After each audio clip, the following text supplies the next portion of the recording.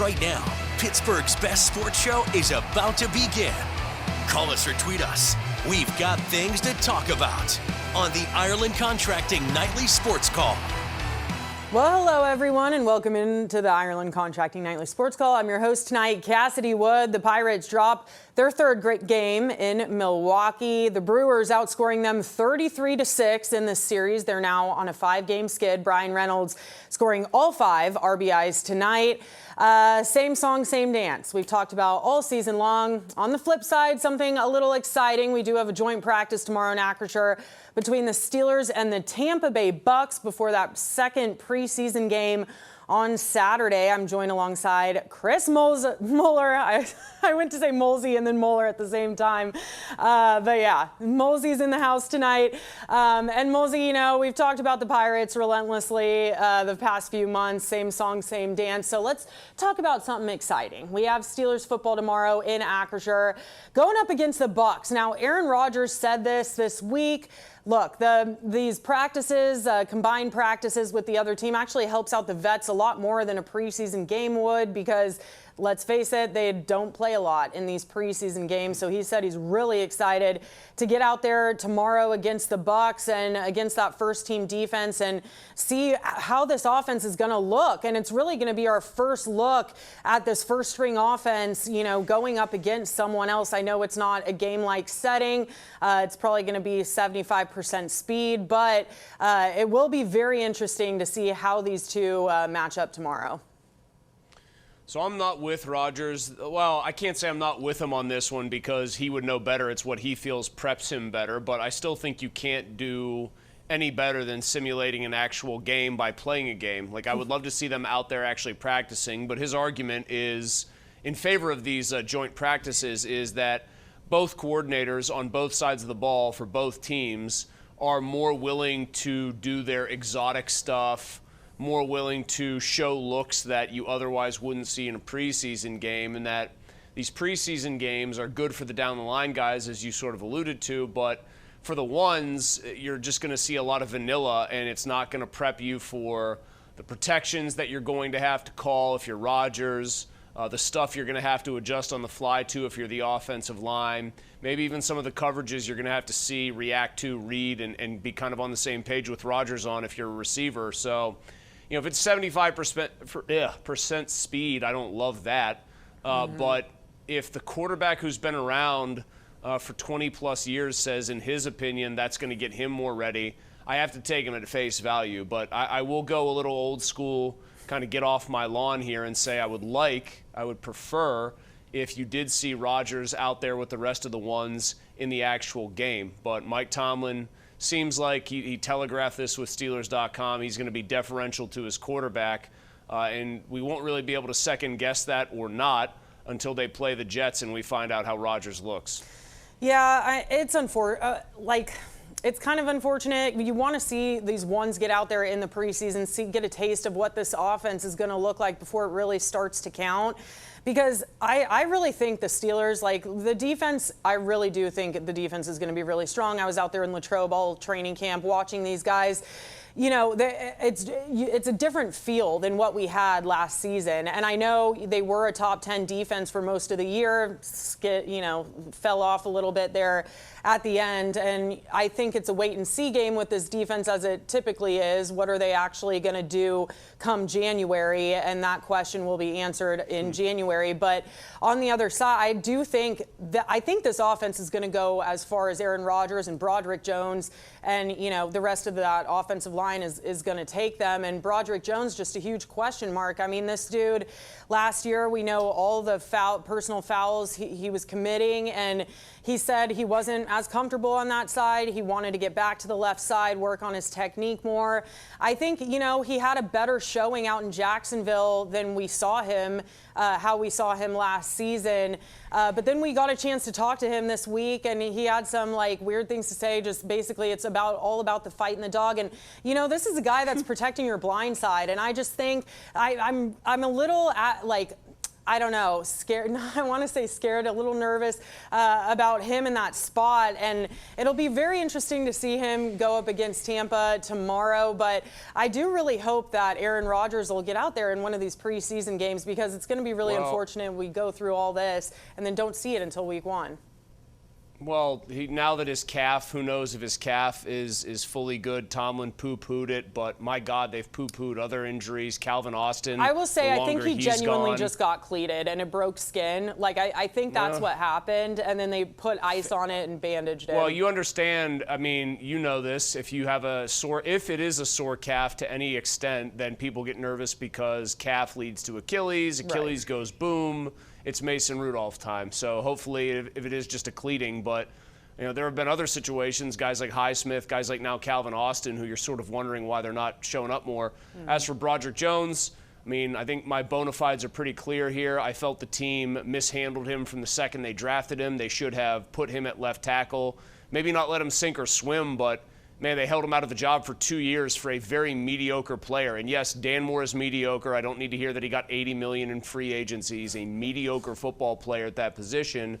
I thought Jones looked fine against Josh Hines-Allen, who is a better pass rusher in the league. I thought Arthur Smith protected both he and Fautanu with some sort of easy play calls as far as pass protection goes, rolling Mason Rudolph, moving him around. Welcome back. This is our Xfinity tweet of the night from the Korn Ferry Tour. Check it out. Neal Shipley, the hometown kid, has locked up a tour card after winning 2 times during the Korn Ferry Tour. Big shout out to Shipley. Super, super impressive. I'm pretty sure Pat McAfee broke the news to him live on TV. Just what a cool moment for him. Obviously very difficult to be able to do that, and he accomplished that feat, so that's huge. Well, if he can become the best golfer ever to hail from Ohio State, he'll have really accomplished something, since that would mean he's got a better career than Jack Nicklaus. But I will just give Ship a shout out, because obviously I am way down the golf rabbit hole on a similar sicko level to Pomp and Richie. For a guy who does not hail from like a warm weather part of the country, it's tough to be that good. And qualifying through the Korn Ferry method and almost getting the Battlefield promotion, if he had won one more time, Cassidy, they would have just said, you get to pass go, you get to go right to the PGA Tour if you get 3 wins in one Korn Ferry season. It's hard. I mean, you got to make like 30 birdies some weeks to win out there or to contend out there, because of the way these courses are set up. So shout out to him. He's actually a top 90 golfer in the entire world right now, and I think the future is extremely bright for Neal Shipley. I absolutely think that he has the game to win tournaments on the PGA Tour, which is saying a whole lot given how high the level of competition is. Yeah, I mean, even in the Korn Ferry Tour alone, we had a couple West Virginia kids that I did stories with that were trying to do what Shipley's doing right now, and it's just extremely difficult. So even 2 wins on that tour is very, very impressive. Guys, we do have our Penn West University question of the night. If you want to tap your phone up there, scan the QR code. What's your prediction for the Steelers' 2025 season? Make a deep playoff run, a wild card exit, just miss the playoffs, or finish the infamously 9-8. Go ahead and cast your votes there. One impressive thing, we were talking about the offense before we went to break, Mueller, and one impressive thing, I mean, they threw for over 300 yards. I think for so long, the Steelers offense, it's a run-first offense. That's what we're used to seeing, kind of bully ball, but I mean, they aired it out on Saturday. Could this be like a new version of the Steelers offense? I mean, look, Mason Rudolph is coming back, but it's still his first season with offensive coordinator Arthur Smith. I mean, could they have gotten some masterminds together, up there in Latrobe and figured out a whole new game plan? Because I tell you what, Saturday is not the Steelers offense I was used to seeing in recent years.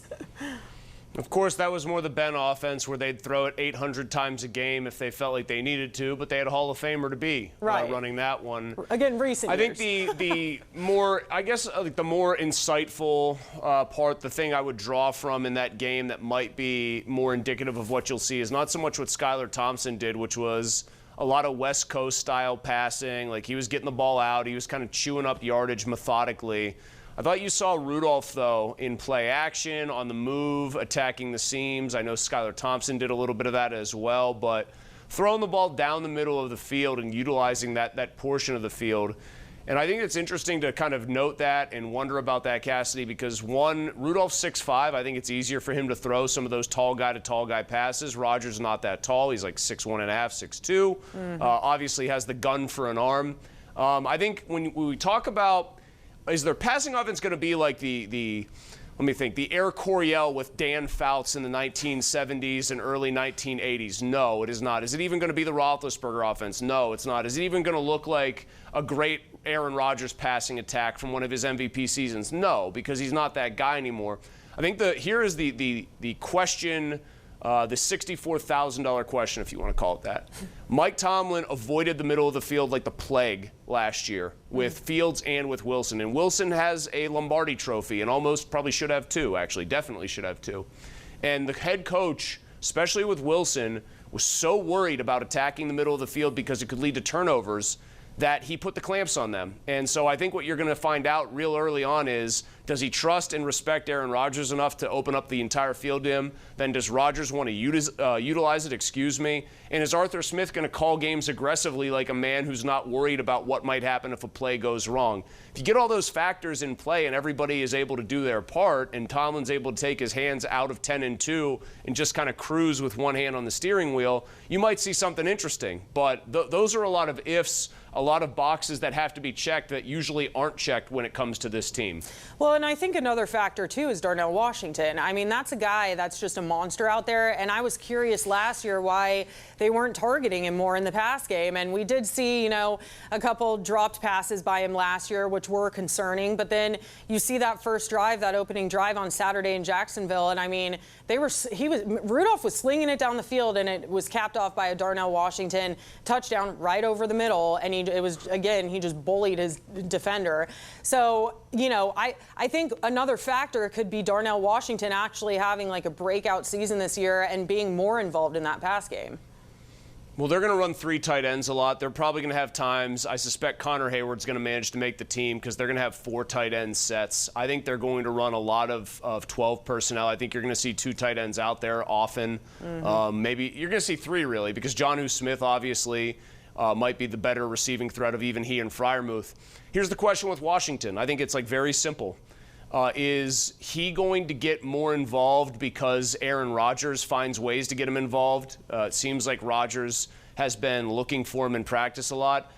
And is his uptick in play indicative of he's got a quarterback in practice who's more confident in him and that makes him look better, or he actually got better of his own volition in a vacuum? Because if Washington added to his game a little bit this offseason, if he got more fluid as a route runner, I mean, you'd be crazy not to use him as one of your main options. I mean that, in the red zone.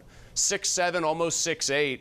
If the guy can create even a little bit of separation, you're not going to find many players who are going to be tasked with covering him, even if they're more athletic and they're 6'1", who are going to give up 6 or 7 inches in height and be able to make up that difference. The guy's also probably, you've stood up close to him, he's probably 305 pounds. Yeah. Like, they list him at 6'7", 260. I'm sorry, that 264 or whatever it is one of the funniest weight listings I have ever seen.